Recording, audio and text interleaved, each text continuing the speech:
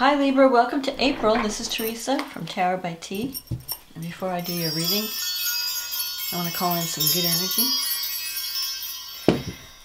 And I want to say thank you for liking my channel. Thank you for subscribing to my channel, or liking the videos, I should say. And for those who have left comments, thank you for taking the time out to give me some feedback on these readings. I'm glad to hear when you're enjoying them. And for those who have ordered readings, thank you for supporting me. Thank you for choosing me to read for you. I've enjoyed working with all of you. It's always good to know that you can help someone with this work. And if you're new, welcome. Welcome to the channel. I hope you're enjoying the videos. So, Libra, we have a new moon in Aries, which is falling in your 7th house of partnerships in April, on April 5th.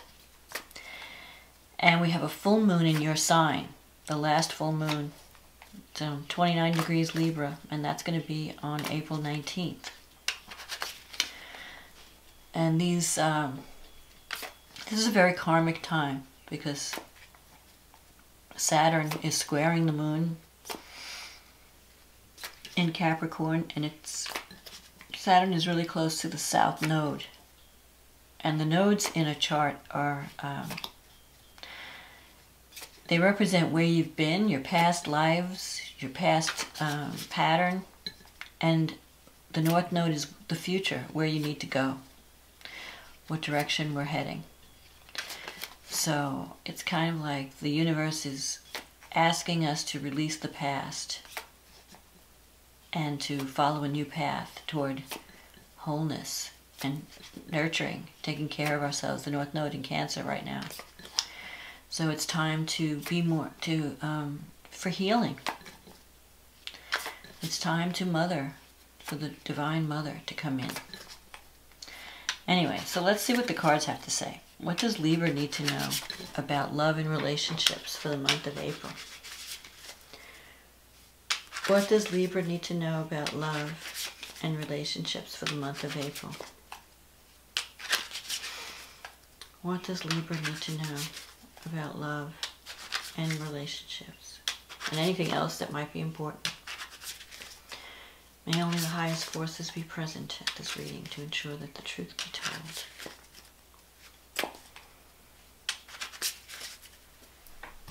Okay.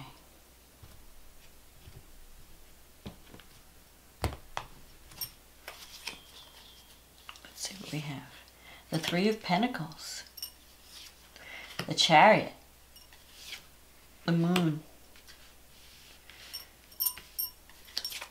the Five of Pentacles, the Ten of Cups, the Queen of Swords, the Wheel of Fortune, the Ten of Wands, the Death card, and the Hangman. The Death doesn't mean death, physical death, just so you know. So don't panic. So you start out the month, the Three of Pentacles is a great card. You're going to be experiencing career success in April. Career success and recognition. Your talents are being recognized. You're being rewarded. There could even be a promotion or an opportunity to advance. And the Chariot, this is also a victory card. Actually, something that gets started, I think, in April may come to fruition 3 months later. So even if you don't get the, you may not get the final reward in April, but you'll get a reward. You'll have a sense of accomplishment or a sense of victory. Let's see, April, May, June. Sometime around June, July. The Chariot is a card of victory through focus and discipline. So it's possible that you may have been scattering your energies and allowing your mind to be distracted by a lot of different possibilities. And you kind of were losing your focus. So you need to focus on where you want to go. Focus on what's important to you. in April, because you have a good chance of getting it. So whether it's a career success or relationship, whatever you're striving for, you can achieve it. Now, you may be juggling a lot of different things, and at some point you're going to have to stop the juggling and choose a path, because you can't keep it up. But the Three of Pentacles, you're talented.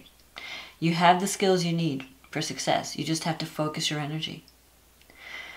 So, and this is happening now. I mean, you're experiencing that in April, but you're going to be experiencing even more, because you're in transition. You have the Wheel of Fortune here, the Death card, the Hangman.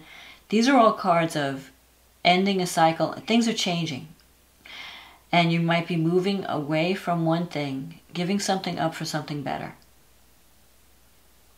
Now, in the past, you have the Moon card and the Five of Pentacles. So you could have been going through a period of indecision or confusion, especially in this past month with Mercury retrograde in Pisces and Mercury conjunct Neptune in Pisces. And it's probably going to, as it goes forward, it's going to hit Neptune again. But, or no, I think, I'm not sure what degree. I have to check the charts. But there was a lot of mental confusion in March, where you couldn't really think. You really couldn't. Because Libra is such a it's an air sign. So air signs analyze everything. They're very analytical, very logical, and that's how they make decisions. That's how they evaluate situations, through thinking and analyzing and figuring out, if I do this, they're very strategic. If I do this, will that happen? And, what are the results of all my actions? And that was very difficult for you in the past, because the moon was clouding your vision. All this Pisces energy, because Pisces does not operate based on logic. Pisces operates on intuition. Pisces is like a divine, it's like channel, like just knowing. You wake up and you just know. It's like being a medium, being psychic. You can't explain why you know something, you just know. But there's no, specific proof that the air signs all require. Air signs are like, show me the calculations, show me the science behind this so-called intuition, And a Pisces can't do that, they just know things. It's the water signs are very intuitive. So there's that difference between the water signs and the air signs. And they're both as valid. They're equally as valid. It's just that they have different ways of getting the result, the end, the answer. So you've been going through this confusing Neptune energy this past month, and you're, with the moon here, you don't know what to think, you don't know what to believe. You're not sure you can trust your thoughts or your intuition. You might be imagining things or blowing things out of proportion. It's a very confusing time. One thing you've had to be careful with in the past is letting your imagination run away with you. Letting your fears or your thoughts just mislead you, because there wasn't enough information to make a decision. And the Five of Pentacles in the recent past, you might have been going through a depression, feeling cut off from everyone. Because this is a card of isolation. Sometimes it could be financial difficulty, but most of the time it's kind of like a lonely card. You're feeling like, I'm on the outside of life. I can't participate. Because this image, okay, it doesn't show that much in this card. But in the Rider-Waite deck and some other decks, it shows someone outside of a church and it's snowing and it's cold and they're hungry, they're begging for food. So it's kind of like, somebody who's wounded, who needs help, but they're not in the warm building, they're on the outside and they feel cut off from warmth and love. And that's what you were going through. And sometimes that's also depression or feeling insecure, like I'm not good enough, I don't belong, I don't know if I fit in with this group of people, I don't know if I'm, you know, it's just feeling kind of lost, feeling wounded. Because if you see here in the card, this person is comforting someone who's been wounded, who's needing help. So you could be doing that for someone you care about, helping someone through a difficult time, or you could be the person who is needing the help, who's feeling isolated, feeling lonely. But the good thing is that's passing. That energy is passing. Coming up into the future, you have the Ten of Cups and the Queen of Swords. Now, the Ten of Cups is a great card. It's a card of love, family, feeling really supported by the people around you. So there's love in your future. And the Ten of Cups, it's more than just, you know, physical love, physical attraction. The Ten of Cups is like the higher aspect of love. It's pure love. You know, just enjoying, just being around people who you know care for you. People that you really love being with, who make you feel at home, at peace. So that's coming up. Now the Queen of Swords, that could be your energy because it's an air sign. Queen of Swords could be an air sign. Or it could be someone that you're dealing with. So if you're dealing with someone who is this Queen of Swords, this queen has been through a lot. This queen has been hurt in life. And she has built up a wall around her to protect herself. She's become very independent. She's like, I don't need anyone. I can handle things myself. I've been taking care of myself my whole life, you know? And I don't need anybody's help. But really, she's just afraid to be disappointed. Maybe in the past, she's sought help from others and when people weren't there for her. So she's learned to be independent. She's learned to take care of herself and not ask for anything. Maybe she sees it as a weakness to need help, or she doesn't know how to receive. So you could be dealing with someone like that who needs to know, like before she drops her guard, she needs to know that she is safe with you. And this could also be you having those feelings. Like maybe you've been through a lot recently or in the past, and you're coming out of it with a kind of a toughness, a warrior-like quality, and you're feeling, you know, you're keeping people at a distance. This could very well be the Libra. And you're really looking at life, you're being very discriminating about who you want to be with, who you call your friends, your family, who you want to spend your time with. There's a certain toughness about the Queen of Swords. She doesn't take any nonsense. She doesn't put up with nonsense. She's real. She wants to be dealt with in a real way. She wants just the facts. You know, just tell it like it is. Don't give me any BS. Now the Wheel of Fortune is here. And the Ten of Wands in your environment. So you've been working really hard. You've been carrying a heavy burden. But things are changing. You're coming to a point where you're going to be able to put your burden down. Maybe it's because you're connecting with someone who can really help you. Maybe you've been struggling by yourself in the past, and now you're connecting with family and friends who are there for you and are going to help you through a rough time. The Death card. Something, you know, a cycle has ended. And you're realizing that this is in your wish fulfillment sector. You know, what do I want? What am I afraid of? It's hopes and fears. So on the one hand, you're realizing that a certain cycle has come to an end, a certain part of your life. You're ending a cycle. And maybe you've been going through the clearing process with the Five of Pentacles. You've been taking time out to clear the past. Because the death is about, making room for the new. But before you can have new growth, before you can start a new cycle, you have to clear out the old. And the death is, in the death card, you're realizing, something in my life has ended. A cycle in my life, an old way of being, an old way of living is coming to an end. And I have to release that. And I have to, embrace the new. Maybe you were really burdened. You had a lot of burdens. You had a lot of responsibility, a lot of work. And you really didn't have time to think about your life in great detail. You were just kind of going through the motions.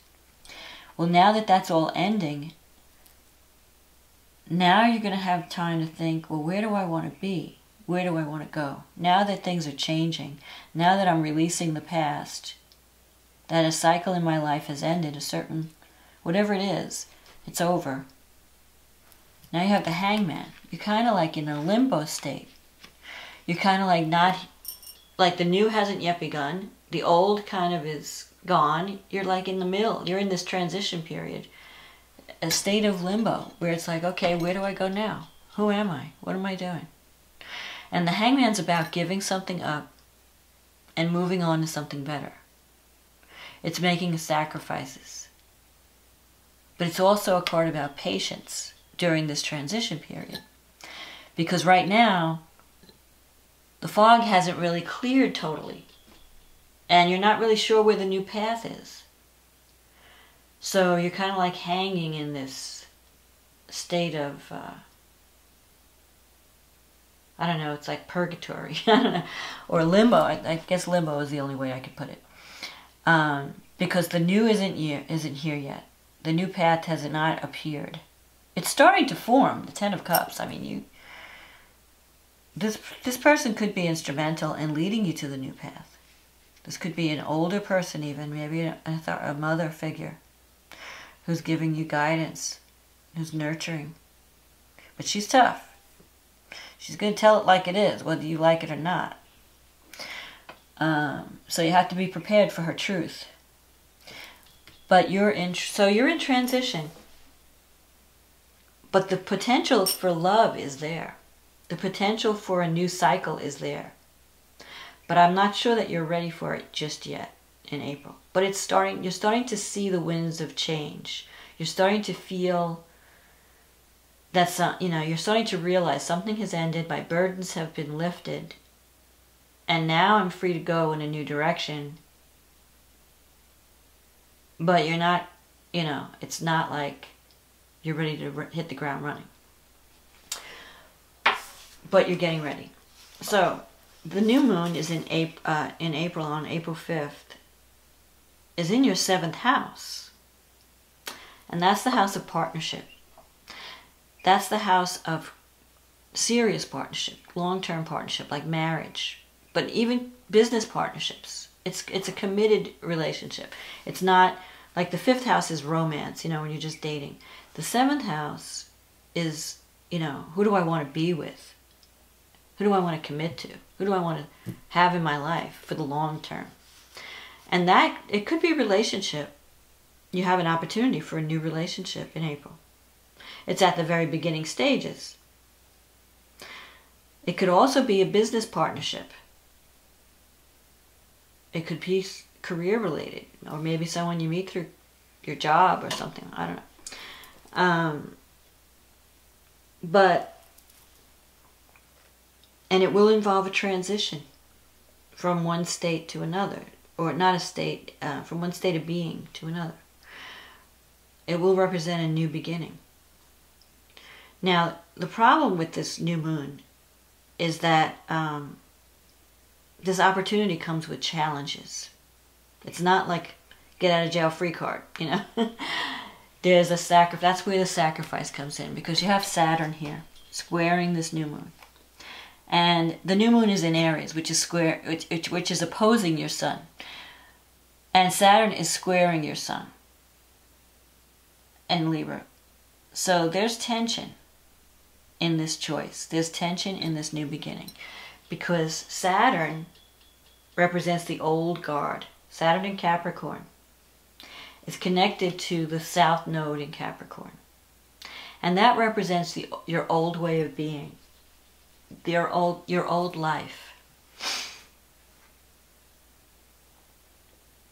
And it's opposing the North Node, which is in Cancer, which represents the new life, the new path you must follow. The old path that you're giving up is doing what's expected of you, doing what, you know, your parents or your family, like following the history of your life, you know, like your pattern, that's as old as the hills. Saturn is about responsibility, it's about discipline, it's about hard work, it's about dedication, commitment. It's also about restrictions, boundaries, conservative.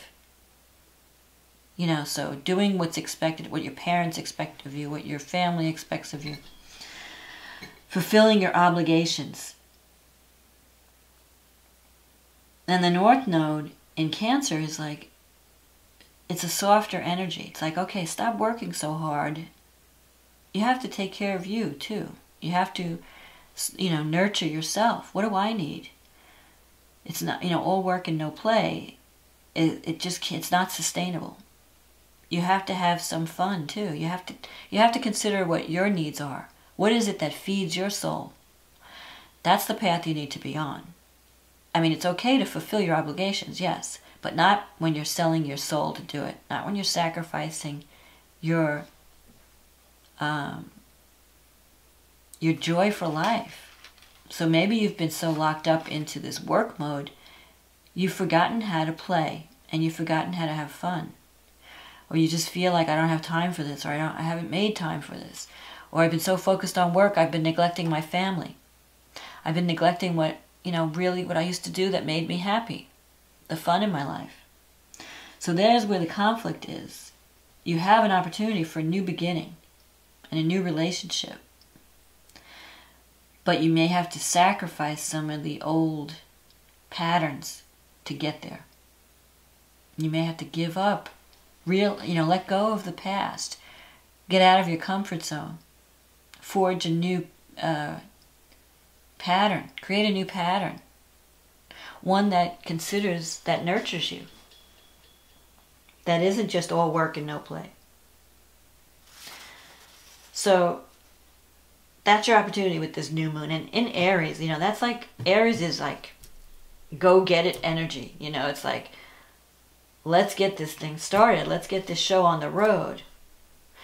And you've got Saturn saying, whoa, pulling back the reins, saying, hey, hold it. Think about, what about this and what about that, and having all the fears and all the, this is why you can't do that. This is why you can't do this.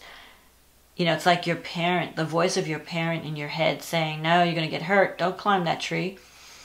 Don't go out on that limb.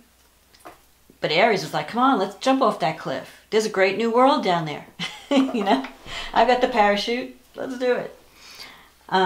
So you're going to have that, there's a conflict between fear and what you've been raised to believe and what your soul desires, what your soul needs to feel alive. So that's why it feels like a sacrifice. This new beginning feels like a sacrifice because you're giving stuff up that represents security, that may represent, stability and security, and you're trying to create something new in your life. The full moon, by the end of this month though, you're going to have a pretty good idea where you want to go. You're going to start to see the reality. That's another thing that Saturn does. It helps you to see reality. And it may not always be pretty, It's very easy to live in a dream world. The moon could also represent that, living in a dream, fantasizing about how life could be. And then Saturn comes in to show you, well, it's not going to be that easy. You're going to have to work, It's not like a Disney movie where everybody lives happily ever after. There's work, and there are going to be problems, and you have to deal with this, and you have to deal with that, So it takes the edge off the dream a little bit. But the full moon happens in your first house in Libra. And the sun is in the 7th house. So something is coming to a resolution in a relationship by this full moon. you're either going to realize that something is ending and you're going to release it, or you're realizing that something needs to have completion, like you might commit to a relationship. Whatever it is, because the 29th degree is the end of a cycle. So whether that means like you're ending single life, you're becoming married, or you're ending married life, becoming single, or you're ending an old way of being in relationship, an old way of looking at relationships, dealing with relationships. And you have to approach them from a new perspective, or with new energy. You have to kind of realize, okay, I am not, it's like when you're a teenager and you go out on a date and it's like, all brand new to you. And let's say you've been married for 50 years or something, and now all of a sudden you're going out on a date. Like, I don't even know how to be on a date, because the world has changed, and you're in this new world now. And how do I act? What do I do? It's kind of like that. It's kind of like the ending of a way of life, because it's being replaced by a new life. And Venus is in Pisces, so Venus is in your 6th house. There could be some romantic possibilities through work, or you could be just getting along better with your coworkers. But there's also Mercury in Aries, conjunct Chiron, and that's in your 7th house.